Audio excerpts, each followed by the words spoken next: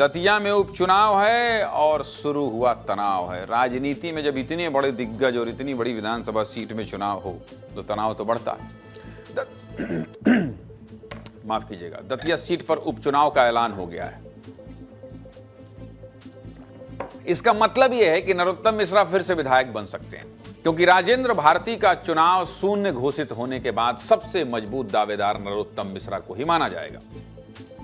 दतिया में उपचुनाव कब होंगे, नतीजे कब आएंगे, नरोत्तम मिश्रा ये चुनाव लड़ेंगे या नहीं लड़ेंगे, आपके दिमाग में चल रहा है कि नहीं? ये सब अगर चल रहा है तो इस खबर को देखिए, जवाब मिल जाएगा। चुनाव आयोग ने गुरुवार को एक लेटर जारी किया और इस बात का ऐलान कर दिया कि 30 जुलाई को मध्य प्रदेश की दतिया विधानसभा सीट पर उपचुनाव होगा। 6 जुलाई से नामांकन प्रक्रिया शुरू हो जाएगी। 13 जुलाई तक उम्मीदवार अपना नामांकन दाखिल कर सकें।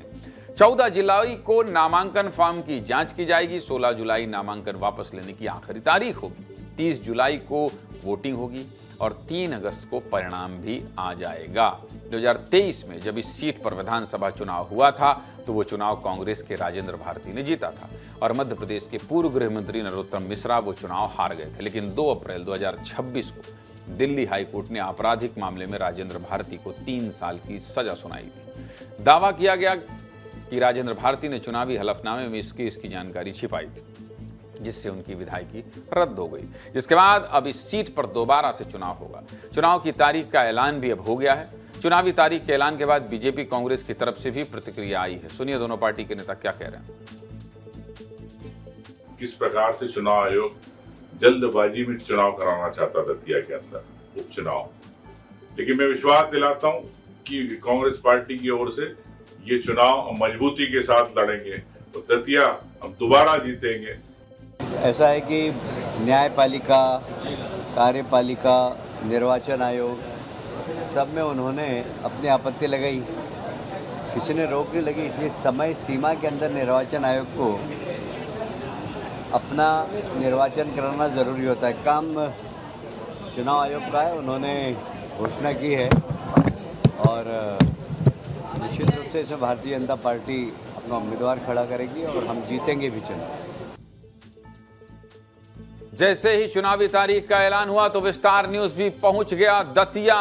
देखिए, दतिया से हमारे सहयोगी अनिल गौर ने एक रिपोर्ट भेजी है। दतिया में क्या माहौल है ये आपको कहीं नहीं दिखेगा, सिर्फ विस्तार न्यूज में दिखाई देगा। देखिए जनता से क्या बातचीत हुई अनिल गौर। दतिया में उपचुनाव की तारीखों का ऐलान होने के बाद अब सबसे बड़ी बात यह है कि दतिया में सिर्फ एक ही सवाल है कि यहाँ का कौन बनेगा विधायक।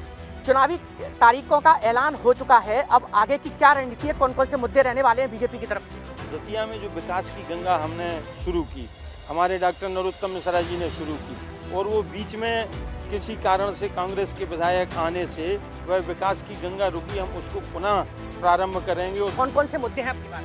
2.5 साल की 9 करोड़ जो विधायक निधि आती है, 9 करोड़ कहाँ खर्च कर दिए जो पूरे दतिया की जनता को आज तक आकर वो नहीं बता पाए कि भैया यहाँ खर्च कर दिए।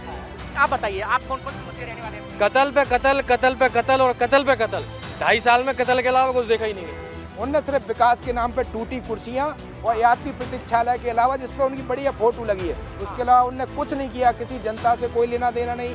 कांग्रेस को हमने बुलाया था लेकिन कांग्रेस की तरफ से कोई आया नहीं है। अच्छा आप बताइए कि जिस तरीके से देखिए मध्य प्रदेश में सरकार है, मोहन सरकार है, अभी जो कौन कौन से मुद्दे रहने वाले हैं जिसको लेके पूरी दतिया की जनता है वो चुनाव में वोट डालने वाली है?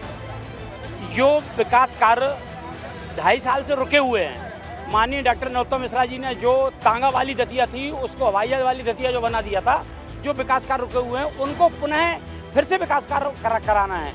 यहाँ पर मैंने देखा है दतिया में मर्डर की राजनीति हो रही है, कुशवाहों की हत्याएं हो रही हैं निरंतर। कल्लू कुशवाहा बीजेपी के पार्षद थे, यहाँ से बीजेपी के जिला अध्यक्ष कुशवाहा है, उन्होंने एक स्टेटमेंट नहीं दिया। इनका कोई दावा नहीं है। दामोदर यादव जी 3 बार सौड़ा से हार के आए, हारे हुए प्रत्याशी हैं, पहली बार मैदान में आए, अभी इनको लड़ने का कोई ज्ञान ही नहीं है।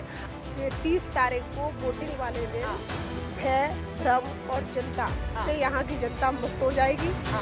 माननीय नरोत्तम मिश्रा जी जीत कर आएंगे, विकास कार्य होंगे और शांति स्थापित होगी। आप बताइए कौन कौन से आपके मुद्दे हैं जिनको लेके आप अपनी बात पूरी करेंगे? दादा जी बीजेपी हर बार चौंका देती है, अगर अब की बार नरोत्तम मिश्रा जी को टिकट नहीं मिला, किसी दूसरे को दे दिया तो नरोत्तम मिश्रा को ही टिकट मिलेगा, लेकिन चुनाव भारतीय जनता पार्टी ही लड़ती तो भारतीय जनता पार्टी ही लड़ेगी। जनता इस बार बिल्कुल चाह रही है कि दामोदर यादव जी दतिया से चुनाव जीत रहे हैं। नरोत्तम मिश्रा का विकास बिना आंखों वाला बता देगा भाई साहब, इतना विकास हुआ है। हम लोग कमजोर लोग नहीं हैं, संविधान को मानने वाले लोग हैं, किसी से कमजोर नहीं हैं। वो दतिया का विकास करेंगे और हर घर में विकास करेंगे। विकास की बात कर रहे हो आप लोग, विकास क्या हुआ दतिया में? दतिया में कोई विकास नहीं हुआ।